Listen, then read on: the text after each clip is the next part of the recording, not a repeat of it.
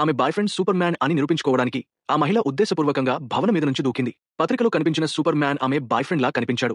ఆమె వెంటనే అతనిని ప్రశ్నించింది, కానీ అతను నిరాకరించాడు. అందుకే ఆమె భవనం మీద నుంచి దూకింది.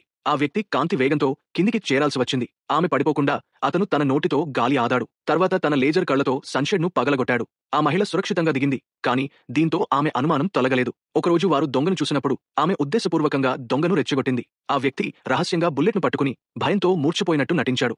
ఇది చూసిన ఆమె అతను సూపర్ మ్యాన్ కాదని చివరకు ఒప్పుకుంది. కాని రాత్రి ఆ మహిళ అకస్మాత్తుగా తుపాకీ కాల్చింది. అయినా ఆ వ్యక్తికి ఏమీ కాలేదు. అతను ఇక నటించలేకపోయాడు. కాని తన ప్రేయసి ఇలా చేసిందానికి అతను బాధపడ్డాడు. అందువల్ల ఆమెకు పాఠం చెప్పాలని నిర్ణయించి వారు ఎగురుతున్నప్పుడు ఉద్దేశపూర్వకంగా ఆమె చెయ్యిని వదిలేశాడు. కాని తిరిగి ఆమెను పట్టుకోవడానికి ప్రయత్నించినప్పుడు కాని ఒక పొరపాటు జరిగింది.